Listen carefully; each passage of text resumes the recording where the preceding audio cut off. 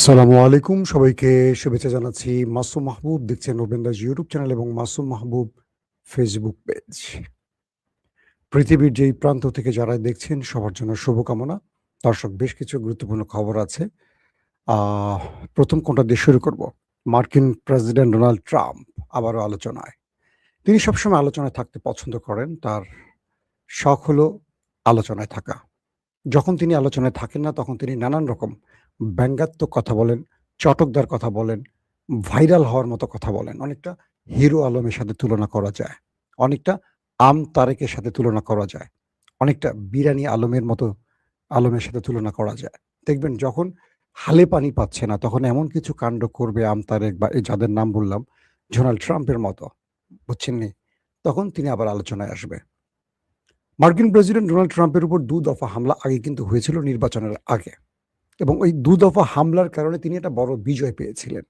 তখন অভিযোগ উঠেছিল যে মার্কিন এস্টাবলিশমেন্ট তাকে প্রেসিডেন্ট পদে দেখতে চায় না। এটা কিন্তু সত্য ছিল।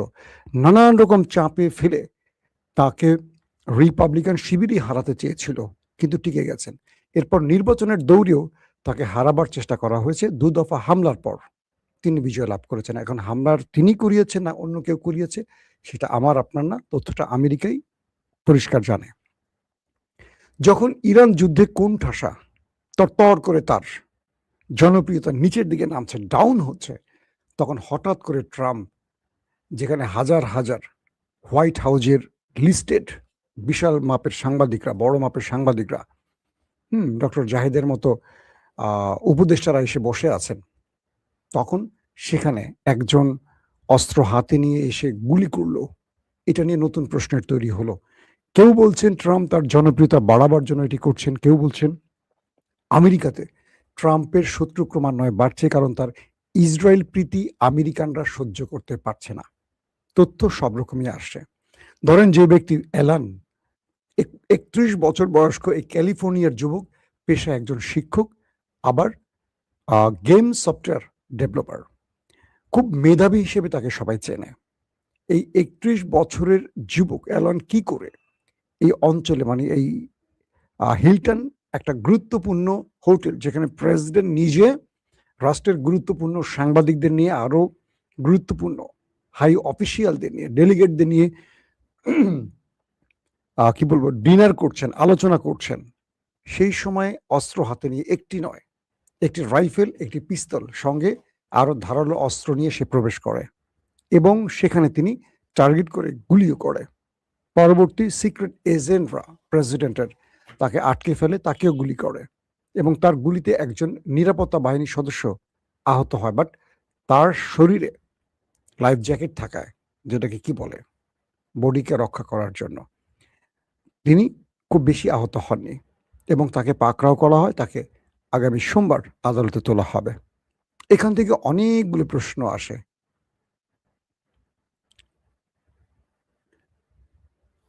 একজন লিখছেন, তার কমেন্ট আমার ভালো লাগছে।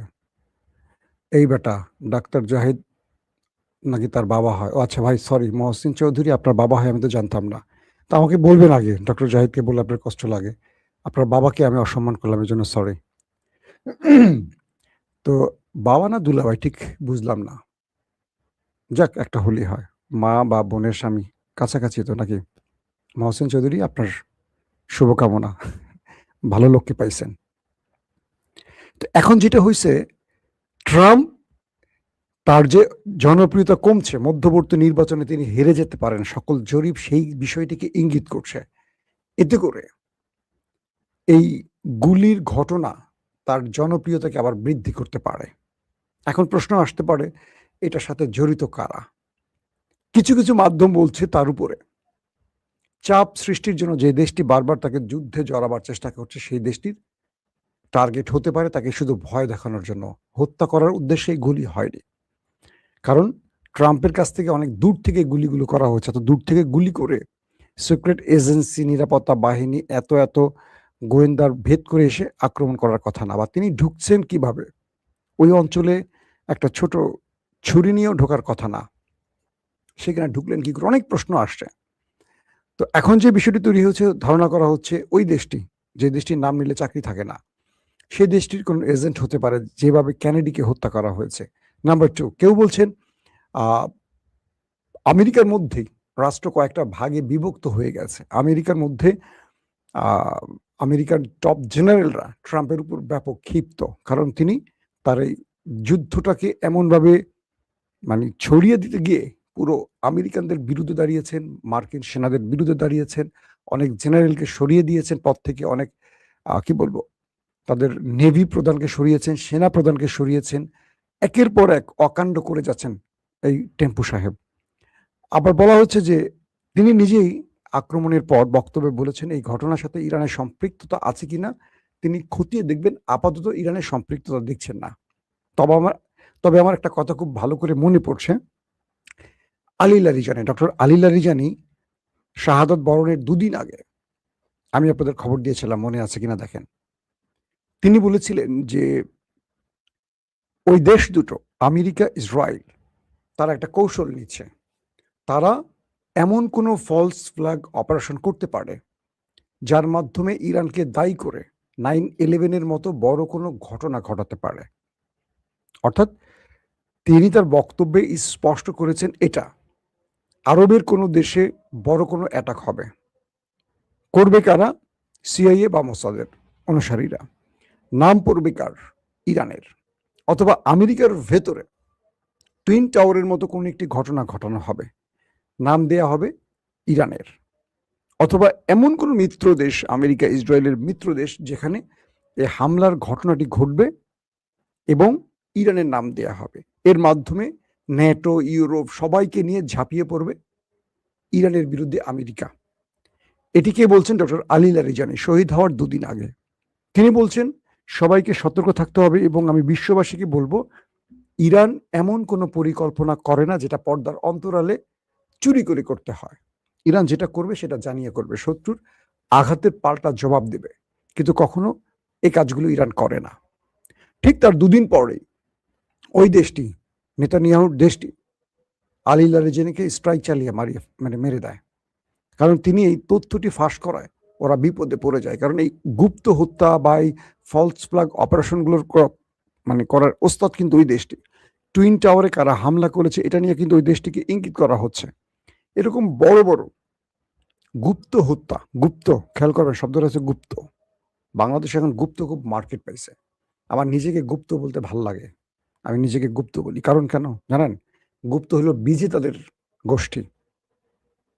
যারা বিজেতা বিজয় লাভ করে তারা হলো গুপ্ত।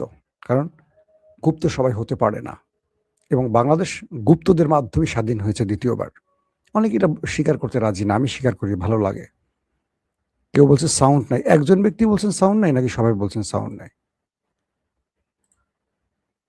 আপনাকে শুনতে পাচ্ছেন? আমার এখানে সাউন্ড শো করছে। যারা লিখছেন সাউন্ড নাই তারা বিরক্ত করতে আসছেন, মোটামুটি বুঝতে পারছি। আপনারা কি শুনতে পাচ্ছেন? ক্লিয়ার করে বলবেন। হালিশহর, চট্টগ্রাম, মাঝপাড়া থেকে বেলায়েত ভাই শুনতে পাচ্ছেন? ওকে, সাউন্ড ওকে। এই যে কিছু সুপ্ত এসছিল আমাকে বিরক্ত করতে, বুঝছেন? এরা হলো সুপ্ত, গুপ্তকে বিরক্ত করতে আসছে, বুঝছেন নি? এখন যে বিষয়টা তৈরি হয়েছে যে আমেরিকা এই খেলায় মোটামুটি হেরে গেছে। তো আলী লারিজানি যে বক্তব্যটি দিয়েছেন সেই বক্তব্যের কোনো সিমটম কিনা ট্রাম্পের উপর যে হামলাটি হলো এবং এটা ট্রাম্প বিশ্বকে বোঝাতে চাইবে যে আমার উপর ইরান হামলা করেছে, এই ব্লাব ব্লাব ব্লাব। তবে তার যে ডাটা পাওয়া গেছে, অ্যালান তিনি মুসলিমও নন, ইরানেরও নন। তিনি আমেরিকার একজন শিক্ষক, আবার খণ্ডকালীন শিক্ষক, খুব মেধাবী যুবক এবং গেমস ডেভেলপ করা একজন ব্যক্তি। তার সাথে ইরানের কোনো সম্পৃক্ততা নাই। এখন যদি হাসিনার মতো হয়, কোনো মানুষকে ধরে মেরে বলবে আমার সাথে বিএনপির সম্পর্ক আছে, জামাত বিএনপির সম্পর্ক আছে, তারপর জামাত বিএনপিকে দৌড়ে হাসিনা, মনে আছে গত 15.5 বছর। আমার মনে হয় না আমেরিকা এত জঘন্য কাজ করবে, কারণ পৃথিবীর বড় বড় গণমাধ্যম বসে আছে সেখানে, উল্টাপাল্টা করলে তো ধরা খেয়ে যাবে। দর্শক, তো এই পরিস্থিতির মধ্যে আলী লারিজানির এই কথাটি আবারও আমরা সচক্ষে দেখলাম যে ইরানের ইতিমধ্যে ইরানকে দায়ী না করলেও সিমটম সেদিকে কিছুটা আভাস পাওয়া যাচ্ছে। আসেন 2 নম্বর খবরটি দিচ্ছি এবার।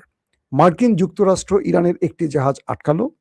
ইরান তারপরে আমেরিকার স্বার্থ সংশ্লিষ্ট ইসরায়েলি একটি জাহাজকে আটকালো কমান্ডো স্টাইলে।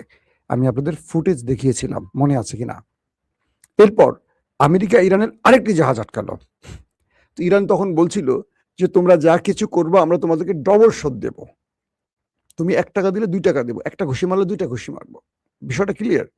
আজকের খবর হলো ইরান আরো 2টা জাহাজকে আবার আটক করে ফেলেছে, মার্কিন স্বার্থ সংশ্লিষ্ট অর্থাৎ ইসরায়েলি জাহাজ।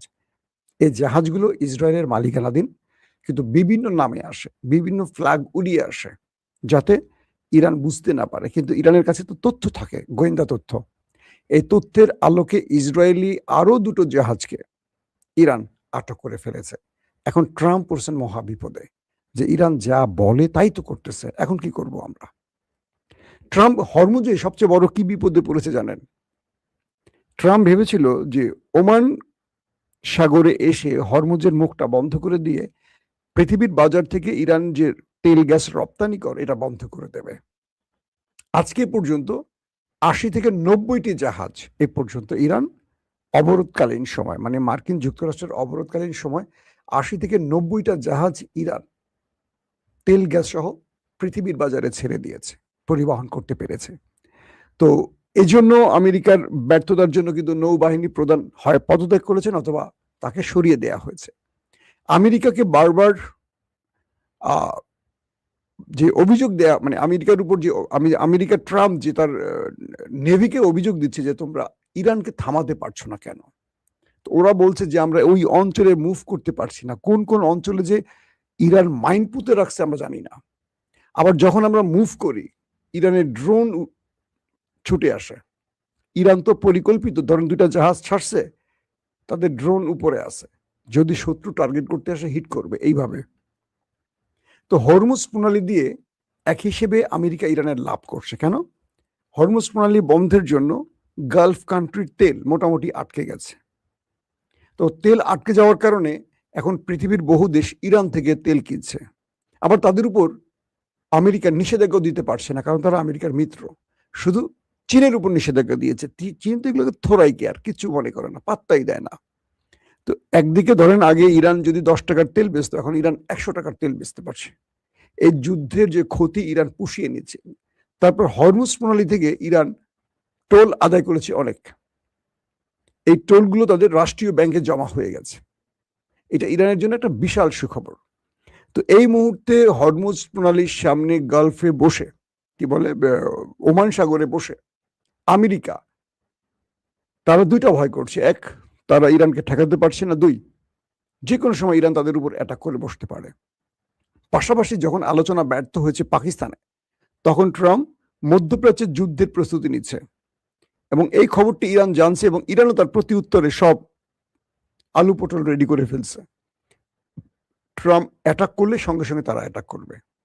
তো এখন যে অবস্থাটা তৈরি হয়েছে, মিস্টার ট্রাম্প তিনি যে কোনো উপায় একটা ফেস সেভিং এর জন্য নেপথ্যে মিশর, তুরস্ক এবং পাকিস্তানকে ব্যবহার করছে। তবে এই মুহূর্তে ফরম্যাটে বা লাইমলাইনে আছে পাকিস্তানের ফিল্ড মার্শাল আসিফ মনির। যা কিছু হচ্ছে আসিফ মনিরকে বলছেন, আসিফ মনির ইরানকে বলছে, ইরান আসিফ মনিরকে বলছে, যে কারণে ইরানের পররাষ্ট্রমন্ত্রী আব্বাস আরাগচি পাকিস্তান সফরটি শুরু করেছেন প্রথমে। পরবর্তী পাকিস্তানের একটি বিমান নিয়ে তিনি ওমানে চলে গেছেন। ওমান থেকে তিনি আবারও পাকিস্তানে আসবেন। পাকিস্তান থেকে তিনি আবার রাশিয়াতে যাবেন, তারপর ইরানে ব্যাক করবেন। এবং সবকিছু মিলে এই মুহূর্তে যে বিষয়টি মনে হচ্ছে যে ইরান আমেরিকাকে আর কোনো প্রকার ছাড় দিতে চাচ্ছে না। আমেরিকা যতটুকু চাচ্ছে যুদ্ধ এড়িয়ে চলতে, কিন্তু ইরান যে সুবিধাগুলো পাচ্ছে এই সুবিধাগুলো বন্ধ করতে চাইছে, হরমুজ প্রণালী, টোল আদায়, বিভিন্ন। কিন্তু ইসরায়েল আমেরিকাকে যুদ্ধ থেকে বাড়ি ফিরতে দিচ্ছে না। আর ইরানও কেন যেন মনে হচ্ছে এটা যুদ্ধ হোক চায়, কারণ ইরান এমনভাবে গুছিয়ে নিয়েছে। ইরানের অপশন 2টো, এক, তুমি যুদ্ধ চাইলে আসো, আর দ্বিতীয় হলো যদি যুদ্ধ না চাও তাহলে আমার শর্ত মানো। ইরানের শর্ত যদি মানে আমেরিকা বা ট্রাম্প, তাহলে আমেরিকার পরাশক্তি থাকে না, কোনোভাবেই থাকে না। তাই আমেরিকা একটা যুদ্ধের দিকে যাচ্ছে এখন। সেই জন্য তারা পুরো প্রস্তুতি নিয়েছে, পুরো মধ্যপ্রাচ্যে আবার অস্ত্র, মানে ক্যান্টনমেন্ট বানিয়ে ফেলেছে। যত রকম অস্ত্র, ড্রোন, মিসাইল, রিফুয়েলিং ট্যাঙ্কার, আকাশ প্রতিরক্ষা সিস্টেম, রাডার সিস্টেম সব হাজির করছে, যেগুলো ধ্বংস হয়েছে। আজকেও মার্কিন কয়েকটা গণমাধ্যমের স্পেশাল স্টোরিতে দেখলাম যে ট্রাম্প যে সংখ্যাগুলো বলেছেন তিনি অনেক কমিয়ে বলেছেন। তারা বলছে যে মধ্যপ্রাচ্যে, মানে গালফ কান্ট্রিতে ইরানের হামলায় যে পরিমাণ আমেরিকা ক্ষতিগ্রস্ত হয়েছে গত 50-60 বছরে এত ক্ষতি আমেরিকার হয়নি। পুরো গালফকে নাকি গালফের ভেতরে যতগুলো ঘাঁটি আছে প্রত্যেকটা ঘাঁটিকে লন্ডভন্ড করে ফেলেছে ইরান। তাই নতুন করে আবার তাকে বিভিন্ন জায়গা থেকে দক্ষিণ কোরিয়া থেকে চাওয়া হয়েছে, বিভিন্ন দেশ থেকে সাহায্য চাওয়া হয়েছে, জাপান থেকে সাহায্য চাওয়া হয়েছে। কেউ আমেরিকার ডাকে সাড়া দেয়নি। তাই আমেরিকা হাজার মাইল পাড়ি দিয়ে আবারও সামরিক অস্ত্র তাদের কি বলবো ইকুইপমেন্ট গুলো আবার পাকিস্তান কি বলে মধ্যপ্রাচ্যে এনে জড়ো করছে। তো এখন এই মুহূর্তে ট্রাম্প আসলে বড় বেকায়দায় আছেন একটা কারণেই, ইরানকে যতবারই হুমকি দিচ্ছেন ইরান আসলে হুমকিকে তোয়াক্কা করে না। ইরান মরতে রাজি আছে কিন্তু তার পতাকা দিতে রাজি না। ইরান মরতে রাজি আছে কিন্তু হরমুজ দিতে রাজি না। ইরান মরতে রাজি আছে কিন্তু পরাজয় মেনে নিতে রাজি না। এটাই হলো ট্রাম্পের জন্য সবচেয়ে বড় ধাক্কা। দর্শক, আজ রাত 11টা থেকে 12টার মধ্যে ইনশাআল্লাহ আবারও চেষ্টা করব আরো অনেকগুলো ব্রেকিং খবর দেওয়ার জন্য। এখনকার মতো বিদায় নিচ্ছি। প্রত্যেকে ভালো থাকবেন। আল্লাহ হাফেজ।